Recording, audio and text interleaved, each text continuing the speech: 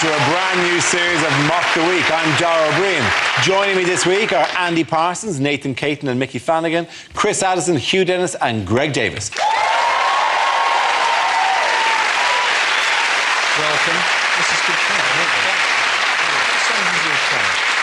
We start with a round called Headliners. Here's a picture of the Chancellor of the Exchequer, George Osborne, and the German Chancellor, Angela Merkel. But what does OBEC stand for? Is it a list of people for whom Osborne writes his budgets? Is it oligarchs, billionaires, Etonians and conglomerates? Oh,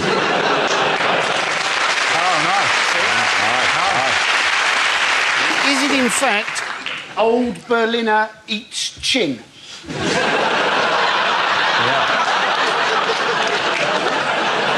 Is Merkel going, oh, bubblegum's extra chewy? This is clearly opulent Bellend enjoys coffee.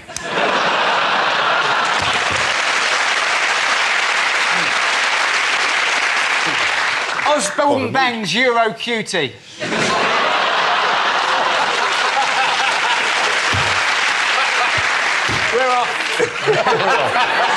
Is Merkel saying oberschichtige, berühmte englische Currywurst? Let me just check the notes if that's correct. That's actually the correct answer. Is it a Spanish comment on what's happening in their country? Is it, oh, blimey, is catastrophe? Yeah, what was that? Can we move off the foreign voices? Okay, do we have a correct answer? Yeah. Okay, yes. Merkel is saying offensichtliche, beschämende, egoistische Currywurst. No, that's not the correct answer. Can we just, genuinely, can somebody give the correct answer so I can move on with my life? Is it outrage to Berlin? No, it's not. Merkel saying orangefarbige, stechliche, ehrgeizige Currywurst. Is it Osborne believes he is Elvis's child? There is an answer to this. There is a correct answer. How about a compromise? What if we give you the right answer, but in a German accent? Is it Osborne blames European crisis? It is, of course. Thank you very much, Chris. Yes, the answer I was looking for was Osborne blames European crisis. This is the news that Chancellor George Osborne believes that the current crisis within the EU is killing off Britain's chances of an economic recovery. This comes in a week in which Europe agreed to a bailout of up to 100 billion euros for Spanish banks. Spain is now the fourth European country to be bailed out, following Portugal, Greece and Ireland. They've given the Spanish banks 100 billion euros. I don't think you should be giving Spanish banks 100 billion euros, not given the number of British bank robbers currently living in Spain. It's a mistake, isn't it? It's not going to arrive in one van. A lot of it's going to a bank called Bankia, isn't there? It sounds like a bank from a children's programme, doesn't it? It is difficult to take the economies of countries seriously where the word bank is written as banco. It is generally easier to think that they probably don't do it. Hey, Benvenidos, and banco! Banco. This accent's all right, is it, Dara? This is a fine accent. I'm sorry. To be honest, Dara, you've been doing a ridiculous accent since the beginning of this series. No, but Dara, it does help when you go on holiday there, though, doesn't it? Because, you know, even someone like me, I walk along and I go, supermercado. I reckon that's the supermarket. Banco, that'll be the bank. Bar.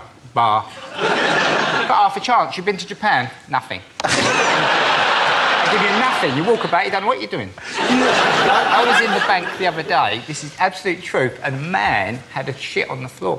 It was the most shocking thing I've ever seen in my life. That is one hell of a deposit that he has made.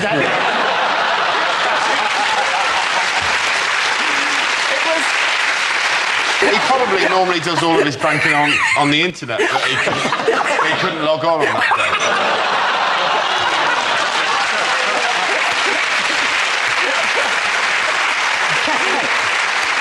day. The Spanish haven't had any strings attached to their bailout, have they? That was the big problem, yeah. You know, because Spain, they're going, well, you know, how is it possible? We can't work any harder.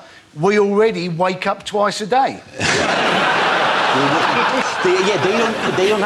It's quite open-ended. Whereas the other previous ones, like the Irish one, for example, they want us to pay back. The Greek. The Greek one. The Greeks are really angry. They're really angry. They're building a horse and everything. So what has Osborne hinted at, by the way, with regard to Europe? What's He might be gay. Osborne's hinted that he's... No, he has not. Hinted that he's gay. I will say it again. Yes, I will say it again. As he said, oddly enough, there is a link between... I have to do it without him going, he might be gay. What has the Chancellor of the Exchequer, Osborne, recently hinted at that 8 out of 10 Britons apparently agree with? He might be gay. No.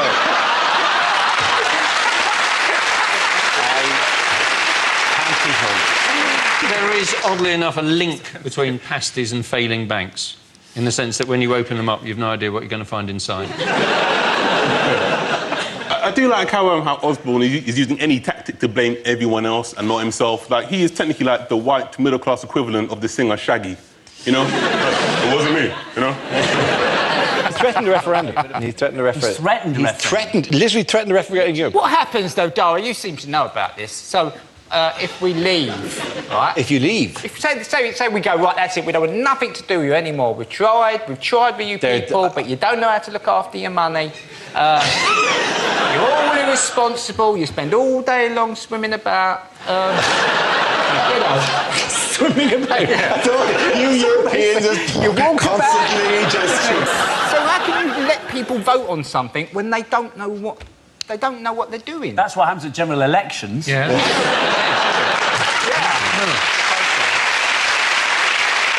I like the direction this show's taking. Yeah. They don't give us the chance to vote on anything. We just voted a dog as the greatest talent in this country. We are not a responsible nation. We would vote in a pineapple with a face drawn on it because it looks funny. One of the problems, though, You is mean that like Boris Johnson, essentially? Handed over control of the world's 5th largest city to a guy with funny hair. Flubba lubba lubba. You keep doing the flubba lubba thing. We love that. We love when you do the flubba lubba thing.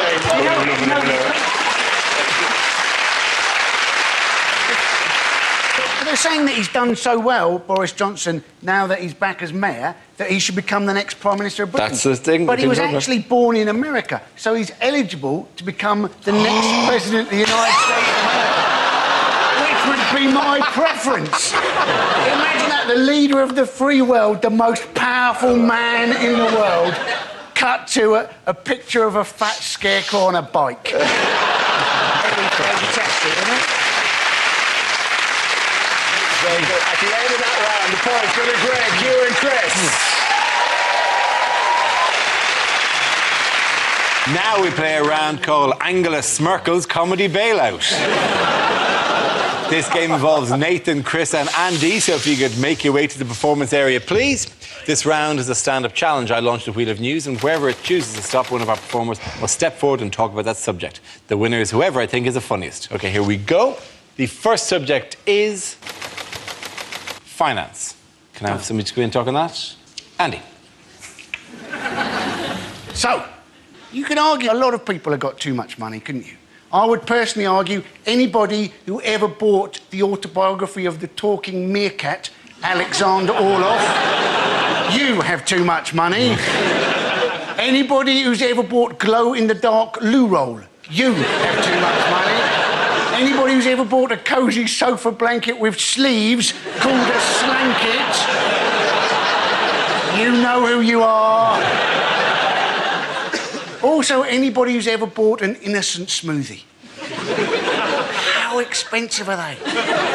£2.49 for a bottle the size of a specimen sample. And they have the cheek to call them innocent. Ladies and gentlemen, go to a supermarket, buy yourself a banana. It will cost you 20 pence. Take a big bite, go, You would have saved yourself £2.49. OK, let's spin the wheel again. The subject is health. Who wants to come in on that? Right, health. I actually don't have that good a relationship with my GP. For one reason and one reason only. Up until the age of 17, my GP had me on their records as a woman. But yeah, they had me on their records as Miss N. Caton. And then one day they sent me a letter in the post addressed to Miss N. Caton. Now, because I'm 17, I don't really pay attention to the detail. I open the letter, and the letter says, "Dear Miss N. Caton, your doctor surgery would like to invite you to attend a cervical screening next Monday at 9. Now, this is where I messed up.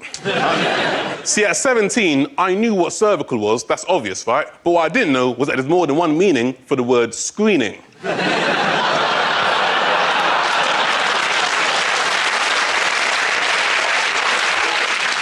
I thought screening was like, you know, you're screening a film.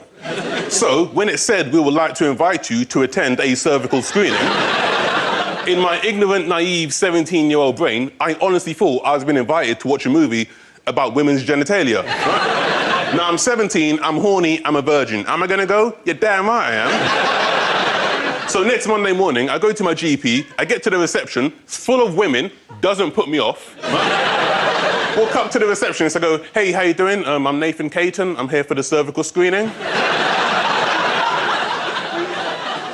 She looks up, sees me standing there with nachos, popcorn and pick and mix. Starts laughing in my face.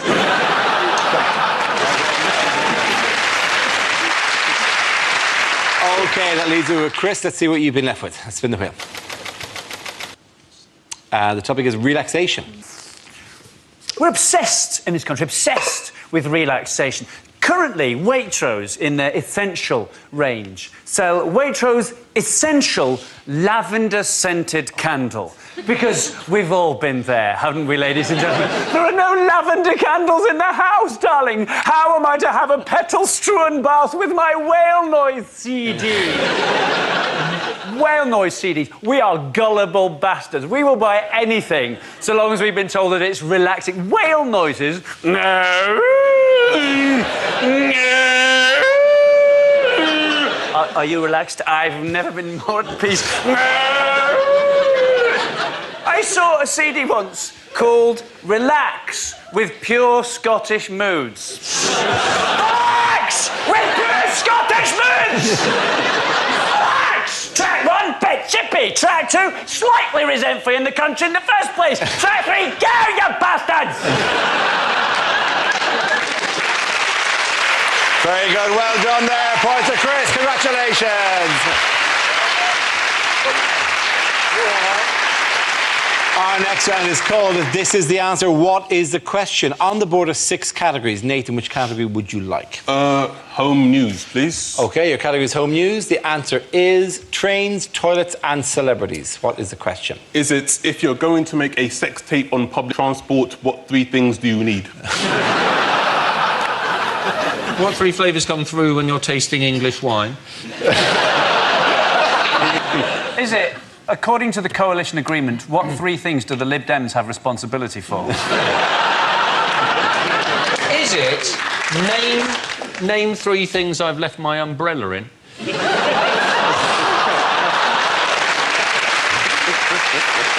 Is it 3 things you're probably best off not to lick clean? Is it, what is the name of Thomas the Tank Engine's no-holds-barred autobiography?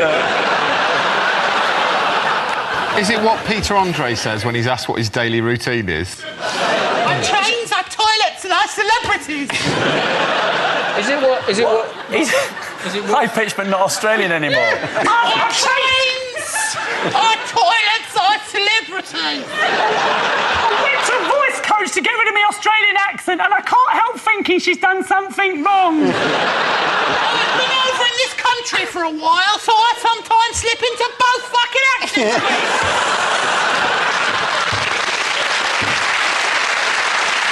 Our trains because of my six-pack. I don't miss my jeans. And the answers the celebrities are making the money for the kids.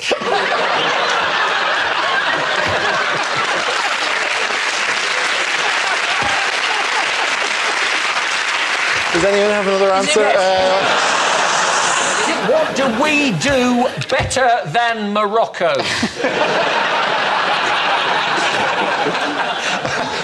OK, can we have correct answer? I please? think I've got it. It's not the build-up to the correct answer, but go on. Is it name 3 things I've puked up on at the Edinburgh Festival? I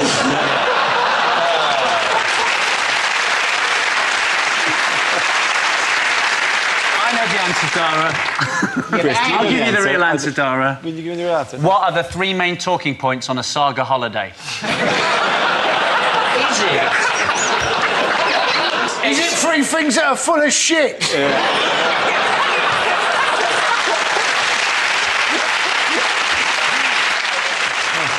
On the Peter Andre thing. Shit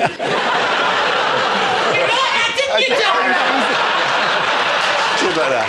Where it makes the money for the children. That was the combination. Is it? No. What 3 things were most complained about at the Queen's Jubilee? You can do that in a proper voice. OK. But 3 things the most...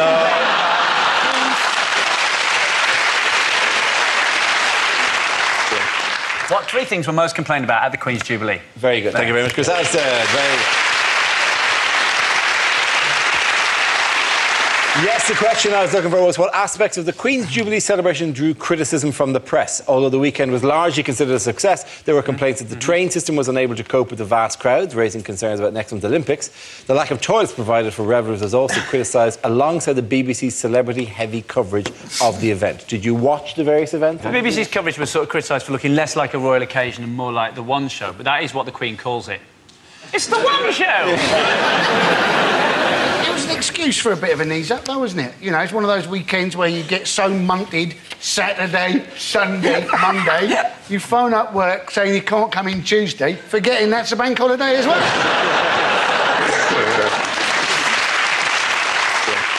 You know, 9 months from now, I bet you anything, Flotilla will be the most popular girl's name. They tried to pick on the people who had to do a lot of film. There was a woman in Tower Bridge interviewing the guy. Or on it? In the control room at Tower Bridge, okay. just before the guy pressed the button to make the thing go whoop like that. And she said, "So, is it going to work?" And the guy looked at her in a kind of a, "Of course it's going to work." Stop trying to introduce a note of peril. And she tried to, "Are you sure it's going to work?" Like suddenly it's an action movie. "Oh Jesus, the bridge is stuck! Quick, I'm going to run down." And he's wedging things like, "Oh, she's coming, she's coming." As if there's a danger that the Queen's boat is going to come along, and then the Queen's running away. All the thrones get pushed back towards the back of the boat. Ah! Shit to the back of the boat.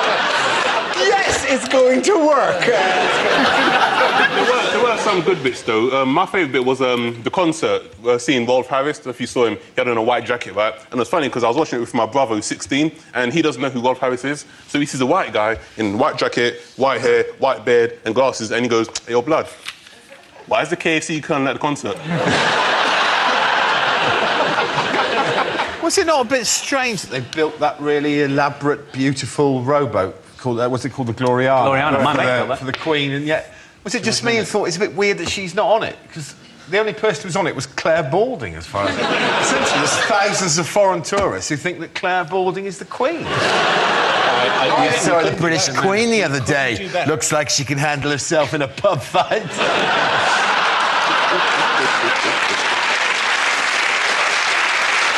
All the American acts bizarrely said happy birthday to her. Was that it was, you know? Yeah. Grace Jones, who had a hula hoop for the last 3 randomly walks out hula hooping, slave to the rhythm. That was the weirdest thing. I genuinely thought, am I the only one seeing this? Why?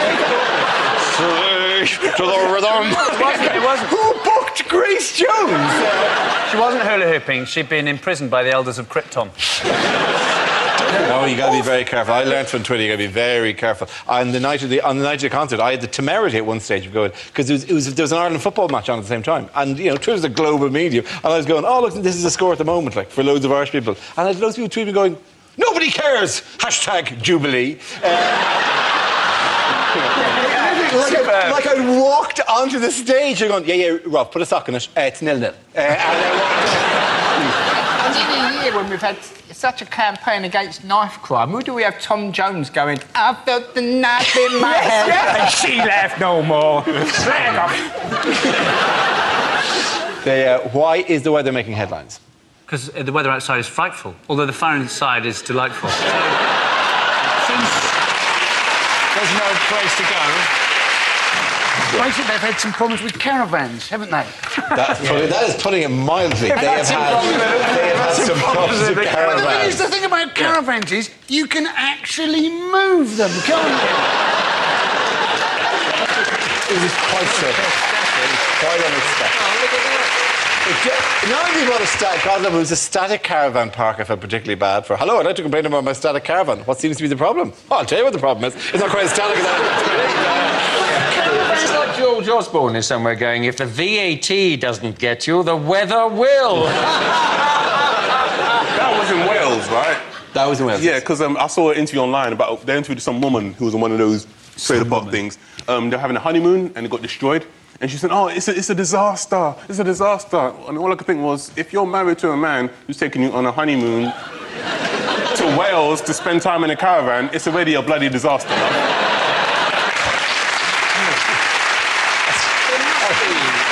Literally insult to injury being added there. If you're watching the show, just to cheer up. Sorry about that. I just wonder, is your hosepipe ban? Do people ring up going, hello, about this hosepipe ban? Am I still allowed to use it to tether myself to a rock so I don't get washed away by the flood? Does that break the rules of the hosepipe ban? In Littlehampton, yes. Where did they put the flood victims? They put them in the local swimming baths overnight. I mean, that's just taking the piss, isn't it? It'd be like putting earthquake victims in a bouncy castle. The person I blame for this is the guy who was interviewed 2 months ago when it was like there was 2 weeks of rain, and they said, well, surely the drought is over now. And they went, oh, no. You need another 6 weeks of rain to do the drought. Well, we've got it. Happy now. Where's me? At the end of the point, go to Greg, Hugh and Chris. Now we come to scenes we'd like to see. So if everyone can make the way over to the performance area, I'll read out this week's topics and then we'll see what our panelists can come up with. OK, here we go. The first subject is unlikely things to hear at an awards ceremony. And the winner is Dara O'Brien.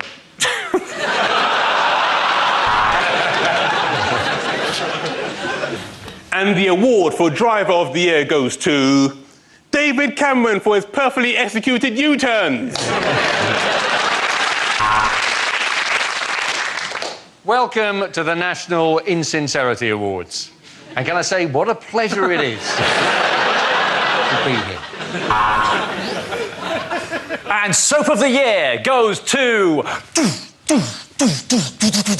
Coronation Street.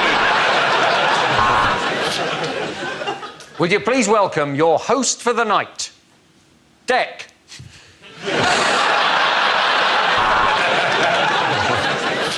And the award for Best Actress this evening goes to John Travolta's wife.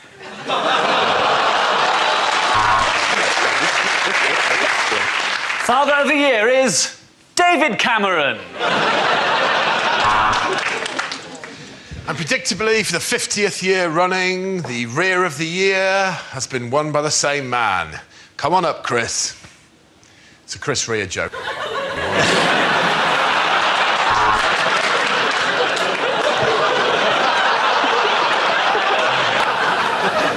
And the award for Best Film, Kling Film. Oh, that was all right, though, was it? It's bullshit, Dara. It's all politics, man. This is the point in the Psychic Awards when we like to remember those we lost next year. Well, they said it was ill-advised, but welcome to the first Witness Protection Scheme Award.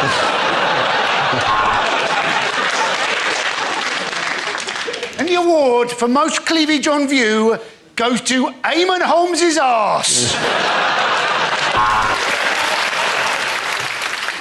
Well, now our final category. Category C. There are 3 sex offenders nominated tonight. And I'd just like to say to the wife at home, you better not be there when I get home, sister. Because I'm big time now. And the best posthumously released rap record goes to Kim Yong for I Told You I Was Ill.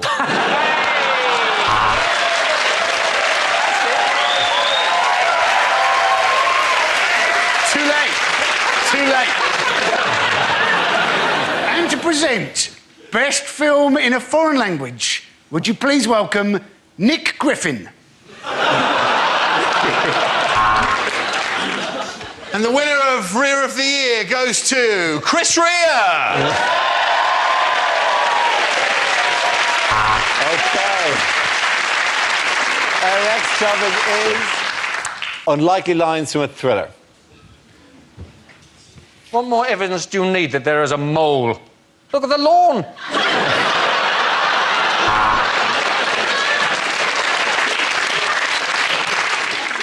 Your wife's head in a box.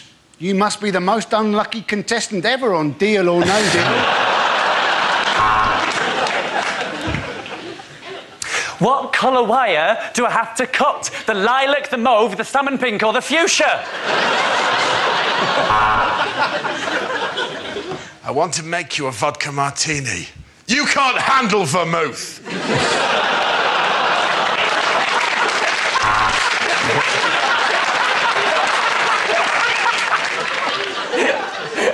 Is that a gun in your pocket, or are you just pleased to see me? She purred. Yes, it is a gun in my pocket, and I've just shot my cock off.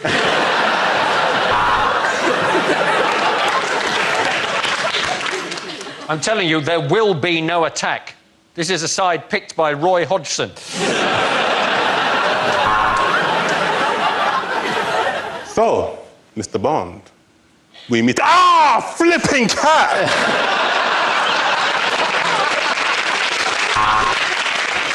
I'm telling you, Captain, I work best alone. Or sometimes in a team. Basically, I'm saying I'm flexible. So, Mr. Bond, we meet at last. Why didn't we have a Skype?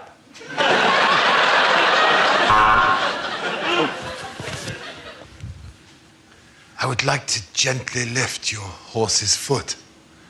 You can't handle the hoof.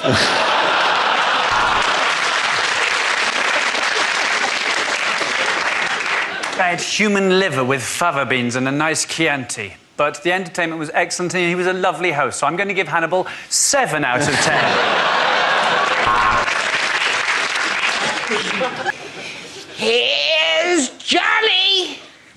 Do you mind? I'm trying to have a shit in it. This prostitute isn't dead, said the Norwegian detective. She's just pining for the fjords.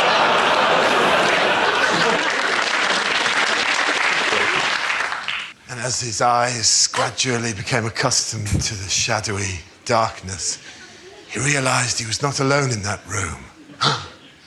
Who is it? It's me, Peter Okay, the points going to Greg, Hugh and Chris.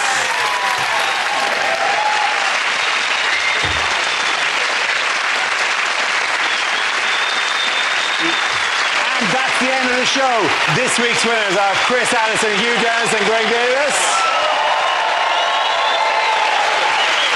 Commiserations, Andy Parsons, Nathan Caton and Mickey Flanagan. Thank you for watching. I'm Dara Breen. Good night. The new BBC mobile homepage is available now. You can customise content to get straight to the things that interest you. Go to bbc.co.uk on your mobile and bookmark the site now.